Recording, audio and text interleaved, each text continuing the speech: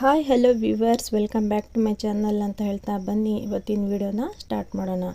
ಇವತ್ತು ನಾನು ಬಂದುಬಿಟ್ಟು ಈ ಮನೆಯಲ್ಲಿರುವ ಈ ಬೆಳ್ಳಿ ಚೈನು ಇರುತ್ತಲ್ಲ, ಕಾಲ್ ಚೈನ್ನ ಮನೆಯಲ್ಲಿನೇ ನಾವು ಯಾವ ರೀತಿ ಬ್ರೈಟಾಗಿ, ಯಾವ ರೀತಿ ಚೆನ್ನಾಗಿ ವೈಟ್ ಬರೋ ಥರ ಮಾಡೋದು ಅನ್ನೋದನ್ನು ಹೇಳ್ಕೊಡ್ತಾ ಇದ್ದೀನಿ.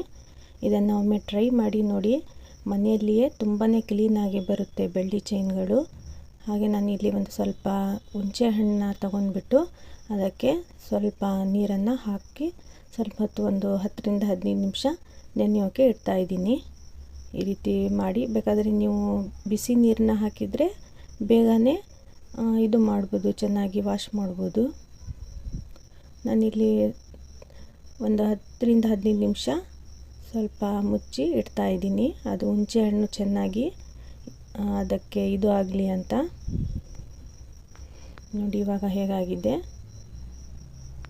ತುಂಬಾ ಚೆನ್ನಾಗಿ ಬರುತ್ತೆ ಇದರ ರಿಸಲ್ಟು. ಒಮ್ಮೆ ಟ್ರೈ ಮಾಡಿ ನೋಡಿ, ಮನೆಯಲ್ಲಿನೇ ತುಂಬಾ ಕ್ಲೀನಾಗಿ ಮಾಡ್ಕೋಬೋದು ಬೆಳ್ಳಿ ಚೈನ್ನ. ಇವಾಗ ನೋಡ್ಬೋದು ನೀವು ಕಲರ್ ಯಾವ ರೀತಿ ಇದೆ ಈ ಬೆಳ್ಳಿ ಚೈನ್ ಕಲರು ಅಂತ.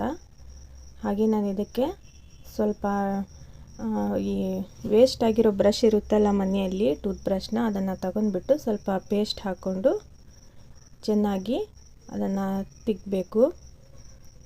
ಎಲ್ಲೂ ಮಿಸ್ ಮಾಡಿದೆ, ಚೆನ್ನಾಗಿ ವಾಶ್ ಮಾಡಿ ಅದನ್ನು. ನೋಡಿ ಈ ರೀತಿ ಚೆನ್ನಾಗಿ ಕ್ಲೀನ್ ಮಾಡಿದರೆ ನಾವು ಮನೆಯಲ್ಲಿನೇ ಈ ಬೆಳ್ಳಿ ಚೈನ್ಗಳನ್ನು ಕ್ಲೀನ್ ಮಾಡ್ಕೋಬೋದು, ಅಂಗಡಿಗೆ ಹೋಗೋ ಅವಶ್ಯಕತೆ ಇರೋದಿಲ್ಲ.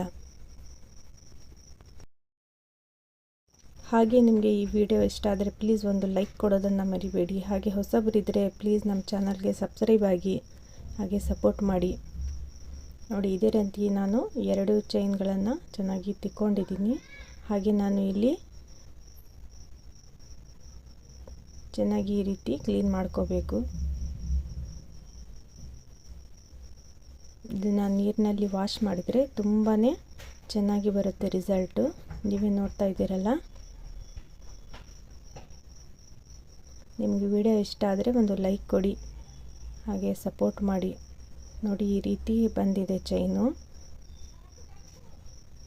ತುಂಬಾ ಸಿಂಪಲ್ಲಾಗಿ ನಾವು ಮನೆಯಲ್ಲೇ ವಾಶ್ ಮಾಡ್ಕೋಬೋದು ಚೈನ್ನ. ನನ್ನ ವಿಡಿಯೋ ನೋಡಿದ್ದಕ್ಕಾಗಿ ಧನ್ಯವಾದಗಳು. ಮತ್ತೆ ನಾವು ಮುಂದಿನ ವಿಡಿಯೋದಲ್ಲಿ ಸಿಗೋಣ. Thanks for watching.